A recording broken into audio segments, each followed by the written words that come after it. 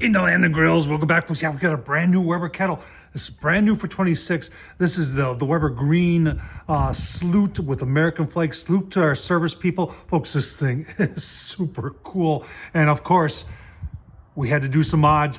One thing that's missing from this grill, I'm going to tell you about, I'm going to show you how to rectify that, is that they put an ash sweep on this grill, but instead of putting an ash catch, that thing down there, give you one of these. Oh, come on. Really?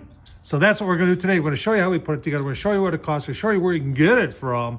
And we're going to modify it and put an ash sweep, because a lot of you are going to buy this, they're regularly to cook on it. And when the ash is falling out, you don't want it blown all over into a pan like this. You want it going into that ash catch down there, which makes disposal a lot easier. Going to be a good one. Let's get started. All right, first, if you're looking at this, you're saying there's a few things different than what I see in the store, Tom. Number one is that side shelf. That side shelf's not made anymore. Story behind this, there was a guy that had an old Weber, was really beat up for 20 bucks, but included this, and it was full of charcoal. It was in bad shape.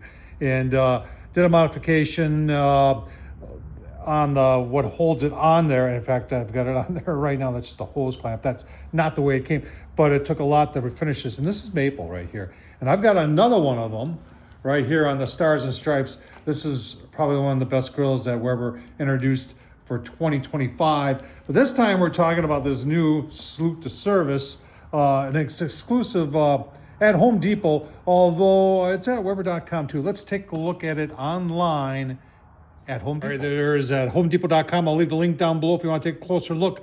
200 bucks. You're looking and saying, hey, Tom, it didn't look like it had white walls on the one. You're right. I had a set of brand new white walls, and I just think it looks cool. I didn't like, you got all black, everything's black on the bottom. I wanted something to stand out a little bit more, so we put the white walls on there. All right, let's go back in time and show it when it was in the box and take you through all the steps, including the modifications. All right, so on Amazon, and then this is the cheapest price I found for the ash catch assembly, and it's 77 bucks. Now on mine, I already had mine, and I had it for a couple years, so I did take some 400 grit, I had a 400 grit sanding block that I used just to clean it up real nice. And if you get this, buy this new, I would do the same thing and wash it real good with soap and water to make sure you get any sort of grease or oils out of there, so it'll accept the paint real well. Right, then there's 2 coats of black semi-gloss Rust-Oleum. Got this also from Home Depot. All right, let's get the grill out of the box. Had a couple days for the paint to dry, and let's get it out of the box, assemble it, and see if we can't do these mods and put an ash pan on this new cool original kettle. I got everything out of the box. I really do like the flags on there. That green is kind of cool too. A lot of black. The wheels are just black. One of the things I found interesting is that the daisy wheel, instead of being riveted on, is separate and has its own black screw there, and then obviously that goes on the inside. The ash catch that comes with it right there has got kind of a rough black finish on it. Same with the handles. I think we're going to be okay putting that on.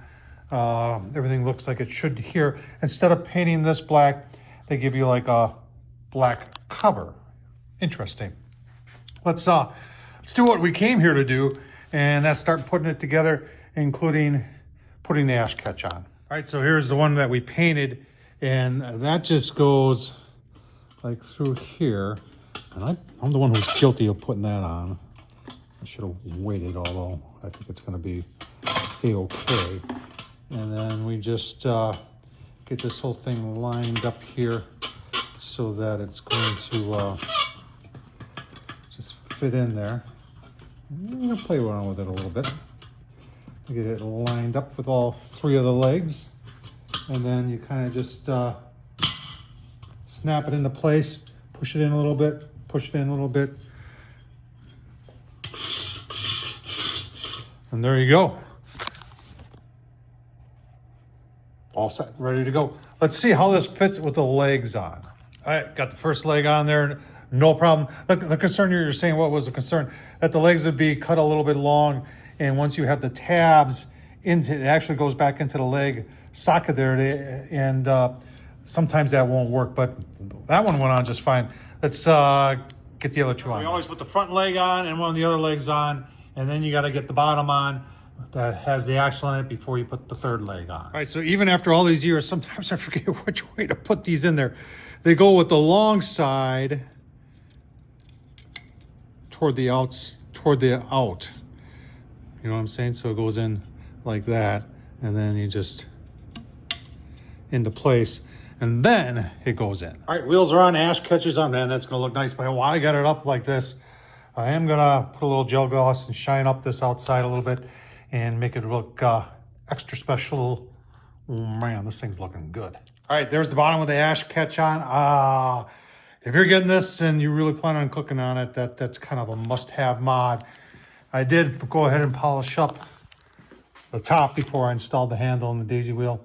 Let's do that next. All right, there it is with the other collectibles in the basement in the Land of Grills. I think it looks pretty cool. Nice job by Weber doing this. We are going to add, I do have enough components to put one of these old school maple shelves, Weber shelves on the side. I will be doing that, although I will not be painting it black because I want to keep that original. But what do you think? If you're getting one of these and you're really going to cook on it, that's a must-have mod. Thanks for watching. Tom Horsman, YouTube. Don't forget to subscribe, like, leave a comment down below. Thanks for watching, folks.